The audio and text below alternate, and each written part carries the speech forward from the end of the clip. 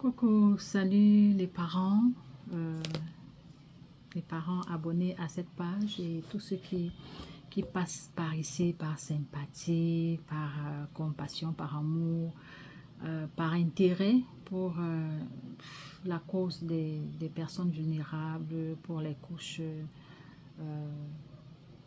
on va dire défavorisées, pour les personnes avec un handicap, pour les personnes autistes en particulier.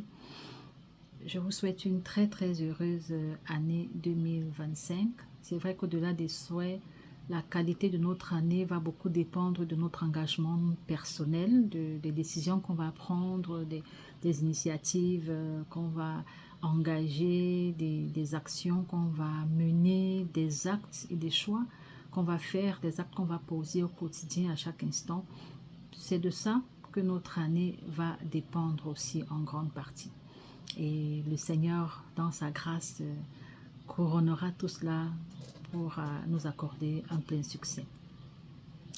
Et bien entendu, plein succès ne veut pas dire qu'il n'y a pas de difficultés, ne veut pas dire qu'il n'y a pas d'obstacles ou qu'il n'y a pas de challenge sur notre chemin. Ça veut juste dire qu'on est mieux préparé et qu'on peut mieux affronter sans se laisser embourber ou alors complètement assailli, complètement dépassé par les événements. Aux parents d'enfants à besoins spéciaux, je veux souhaiter particulièrement une heureuse année 2025, une année pleine d'espoir, une année de renouvellement, de rafraîchissement, de croissance, de développement, de belles surprises, pourquoi pas. Tout est possible à celui qui croit, tout est possible, rien n'est impossible à Dieu et tout est possible à celui qui croit. C'est notre mot de passe au centre César Naël. Rien n'est impossible à Dieu, tout est possible à celui qui croit. Par la foi, on peut dépasser ses limites, par la foi, on peut porter son enfant et l'amener à dépasser ses limites. Par la foi, on peut oser, par la foi, on peut franchir des barrières qui paraissent infranchissables.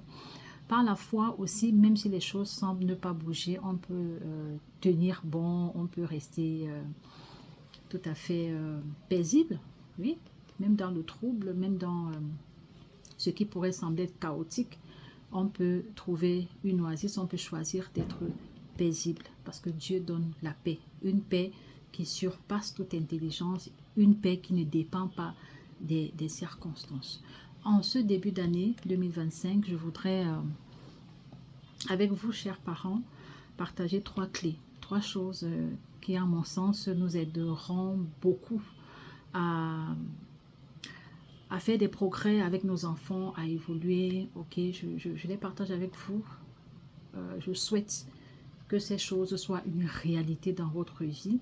Et je suis convaincue que si nous les observons, elles nous amèneront toujours plus loin. La première chose par rapport à nos enfants, à laquelle je voudrais vous encourager, chers parents, en cette année encore, c'est l'observation. Ce n'est pas un concept nouveau, j'en parle souvent dans mes vidéos. L'observation. Prenons le temps d'observer nos enfants parce que les objectifs que l'on veut travailler avec eux, les objectifs même qu'on va proposer ou suggérer aux éducateurs spécialisés, parce qu'il ne faut pas tout attendre d'eux, on le verra dans le deuxième point. Les objectifs vont venir de quoi en fait? De l'observation. L'observation nous permet de connaître notre enfant, de le découvrir, d'arriver à voir les points faibles, les points forts, de pouvoir célébrer les succès. Comment savoir qu'il y a eu des succès si on n'observe pas? Et comment savoir s'il y a eu des régressions ou des dégradations, de nouveaux comportements? Et tout ça passe par l'observation. Donc je nous encourage à prendre le temps, malgré toutes nos occupations, d'observer nos enfants. Observer ne veut pas dire arrêter de travailler et passer toute la journée là. Observation ne veut pas dire omniprésence. On n'a pas besoin d'être là 24 heures sur 24. Mais prenons le temps, même le soir, lorsque nous rentrons, d'observer, ne serait-ce que 15, 30 minutes. Prenons le temps d'observer. N'ayons pas juste la pensée que lorsqu'on pense à aller vers nos enfants, c'est pour les forcer, c'est pour voir s'ils peuvent déjà écrire A, B, et tout ça, 1, 2, 3. Non, n'ayons pas cette obsession, mais parfois mettons-nous là et observons. Observer veut bien sûr dire, regarder, écouter, Regardez aussi en silence, parfois sans interaction. Regardez, observez. On aura des informations intéressantes qui vont nous aider à orienter nos interventions. Parce que les interventions partent de quoi? De nos observations. Premier point, observons. Deuxième point, impliquons-nous.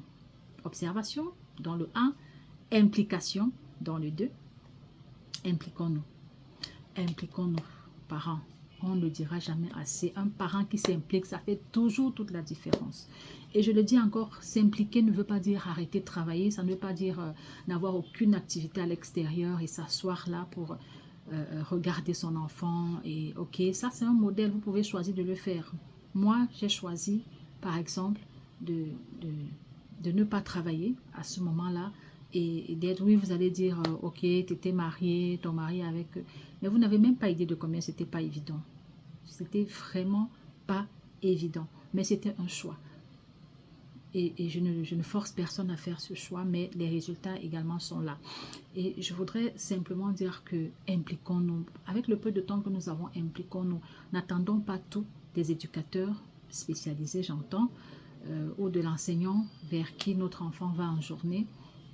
Mais prenons le temps de regarder qu'est-ce qu'il a fait en journée, et qu'est-ce qu'il faut faire encore, qu'est-ce que je peux faire, quel est le petit exercice que je peux faire. Posons des questions, informons-nous, cherchons, lisons pour ceux qui le peuvent, formons-nous pour ceux qui le peuvent une fois de plus. Allons à la recherche des informations de ce qui peut permettre à nos enfants d'aller encore plus loin, parce que c'est toujours possible d'aller un peu plus loin. C'est toujours possible de faire un pas de plus. Impliquons-nous. Ne restons pas à distance, ne restons pas... ok, ça arrive à tout le monde, à nous tous, ça nous arrive d'avoir des hauts et des bas, des temps de vallée et des moments où on a vraiment envie de rien faire du tout. Oui, ça peut arriver, mais ça ne doit pas être définitif. Après, il faut retrousser les manches, il faut se remettre en selle et il faut accorder à notre enfant de pouvoir compter sur nous. Le troisième point, et qui à mon sens est le plus important d'ailleurs, c'est prier. Priez. Oui, priez pour vos enfants, prions pour nos enfants, prions avec nos enfants. C'est un point très important. Vraiment, je suis désolée pour ceux qui pensent que la prière, c'est peut-être une fuite ou alors une perte de temps ou alors les choses des blancs et tout ça. Ça les engage. Moi, je vous encourage à prier. Je ne recherche pas de vues, je ne suis pas là pour les likes, je ne suis pas là pour le nombre de vues et tout ça, mais je sais ce que la prière peut faire. La prière du juste est d'une grande efficacité, si du moins cela vous concerne. Mais je vous encourage à prier, à impliquer Dieu dans le processus, à être partenaire, à devenir partenaire avec Dieu pour l'éducation de vos enfants, qu'ils soient spéciaux ou non. Encore plus, qui plus est, quand ils ont des besoins spéciaux, ne mettez pas Dieu à l'écart, n'ayez pas l'impression, en fait, je veux dire, ne faites pas sans, ok? Il y a des gens qui font sans Dieu, selon eux, et ils avancent à leur niveau, mais moi je vous rassure que je vous mets au défi, avec Dieu, vous irez toujours plus loin. Priez pour vos enfants, priez avec vos enfants. Et je voudrais dire ceci, quand on parle de prière, ça ne veut pas dire simplement aller se mettre là et débiter des choses et faire des demandes, Seigneur, tu vois que, voilà, fais. Non. Prier, c'est écouter. Prier, c'est aussi écouter. La prière est une conversation. La prière n'est pas un dépotoir où on vient jeter ses sujets de prière, ses demandes à Dieu et qu'il soit juste en train de les exécuter comme un garçon de course. Non. Prier, c'est écouter. Je parle, j'écoute. Je parle, mais j'écoute encore plus. Parce que quand on écoute, on va avoir des instructions. Quand on écoute, on va avoir des éclairages. Quand on écoute, on va avoir des instructions parfois que personne ne peut nous donner. Aucun éducateur, aucun spécialiste, aucun livre, aucune formation. Parce que, on le dit, nos enfants ont besoin spécifiques. Ça veut dire que les formations et tout ça vont nous donner des règles générales et tout. Mais parfois, le cas de notre enfant est tellement spécifique qu'on pose des questions, mais parfois on n'a pas de réponse. Le seul qui a les réponses à tout, c'est Dieu. Vous allez me dire, oui, il a des réponses à tout et on ne le voit pas, il est où? Cherchez-le, vous allez le trouver parce qu'il a promis de se laisser trouver par ceux qui le chercheraient de tout leur cœur. Je ne vais pas tirer de long en large parce que c'est pas, pour moi, ce n'est pas vraiment un débat, c'est une réalité. Vous voulez vivre Dieu? allez le chercher dans sa présence, allez, rapprochez-vous, rapprochez-vous, rapprochez-vous. Voilà, voilà ces 3 choses. Observons, prenons le temps d'observer nos enfants, prenons le temps de nous impliquer dans le processus, d'être présent, de donner du temps, de faire un exercice ici, un truc là.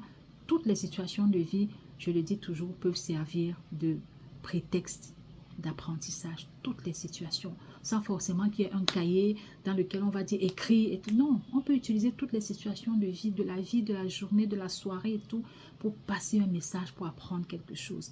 Et un 3e point qui me semble d'ailleurs le plus important, prier, impliquer Dieu, écouter Dieu, recevez des instructions et vous irez toujours plus loin avec vos enfants. Voilà, que Dieu vous bénisse. Vraiment, je ne vais pas être plus longue.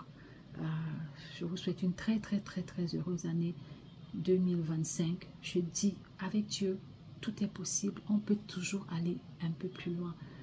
Et c'est de notre liberté, c'est de notre responsabilité, c'est de notre libre arbitre de faire avec lui ou de choisir de faire sans. Cela nous engage et nous en assumons simplement les résultats et les conséquences et les implications, tout simplement. La vie est une question de choix, c'est une question de libre choix pour chacun de nous. Beaucoup de courage dans cette aventure assez particulière que nous impose la vie. On n'a pas choisi d'être parent, on ne choisit pas, en fait, en général, hein, on ne choisit pas d'être un parent d'enfants à besoins spécifiques, mais on le prend à bras le corps et on essaie de se positionner du mieux qu'on peut pour pouvoir avancer et être également une inspiration pour les autres autour de nous. Que Dieu vous bénisse et prenez soin de vous.